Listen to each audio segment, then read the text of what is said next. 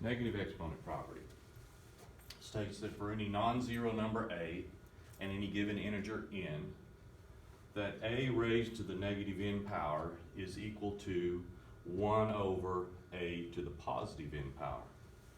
And likewise, if we have 1 over a to the negative n power, it is equal to a over the positive n power. Just a little something that I see and helps me when I was your age and first remembering this was basically anytime an exponent goes across the division bar, okay, the sign on that integer changes. If it's a negative integer and we take it down below, it changes to positive. If it's a negative integer and we take it up above, it also changes it to a positive. So anytime we drag an exponent across the division bar, the sign on that exponent is going to change. I want to give you a kind of a here's why it works. We used this same example when we were discovering why anything to the 0 power is equal to 1. And when we did that, we noticed that on each step of the process here, we were subtracting by 1 to get the next exponent in the sequence. On the side with the products, we saw the pattern that we were dividing by 3 each time to find the next product in the sequence. If we follow that logic, our next exponent would be negative 1. So we have 3 to the negative 1 power. If we follow the logic we're using over here, 1 divided by 3 is equal to 1 over 3. If we follow our rule that we just discussed, we're going to take this and we're going to flip it and we're going to change the sign on the exponent, so we have 1 over 3 to the first power, which is the same thing as 1/3. The next step in this would be taking this, making this 3 to the negative 2 power. So here we have 3 to the negative 2 power. If we follow the rule, we know that it's the same thing as 1 over 3 to the positive 2 power.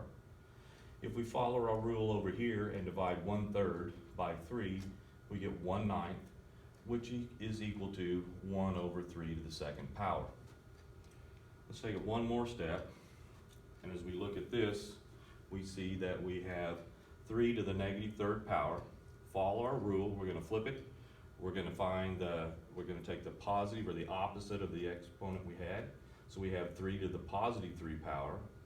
When we divide over here, we do 1/9 divided by 3, which gives us 1 over 27.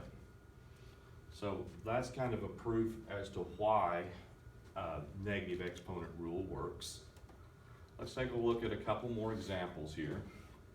In blue, we just have 2 to the negative 4th power.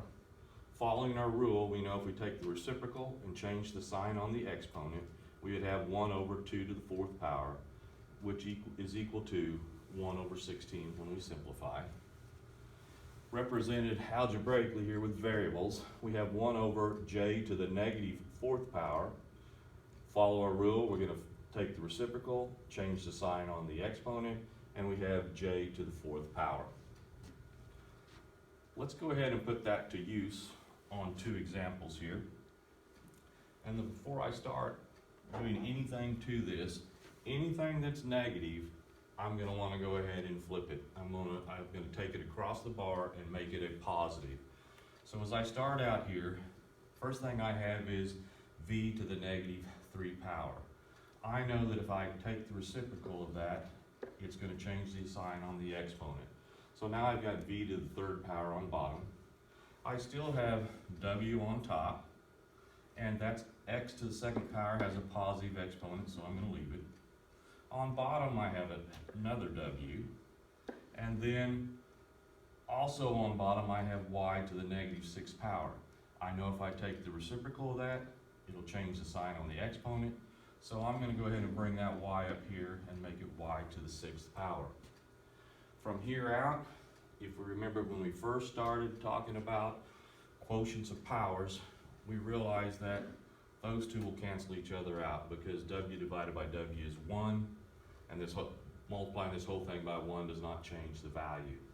So what we're left with when we clean this up is x to the second power, y to the sixth power, over v to the third power. And that's as far as we can simplify that one. Okay? Let's take a look at the next example over here.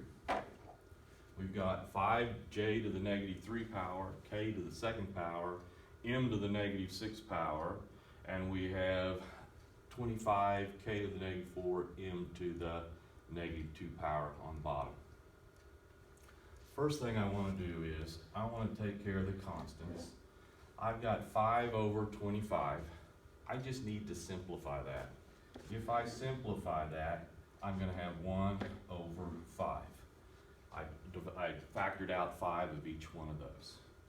The next thing in line, I've got a j to the negative third power. There's no j down below. I'm going to go ahead and take the reciprocal of that and change the sign. So that's j to the positive 3 power. Next thing I see, I've got a k to the positive 2 power here. But I've also got a k to the negative 4 power below. I know if I take the reciprocal of it, it'd be k to the 4th power. Then when I look at this next step, I can change the position of these, because I know if I take the reciprocal of m to the negative 6, I have m to the positive 6th.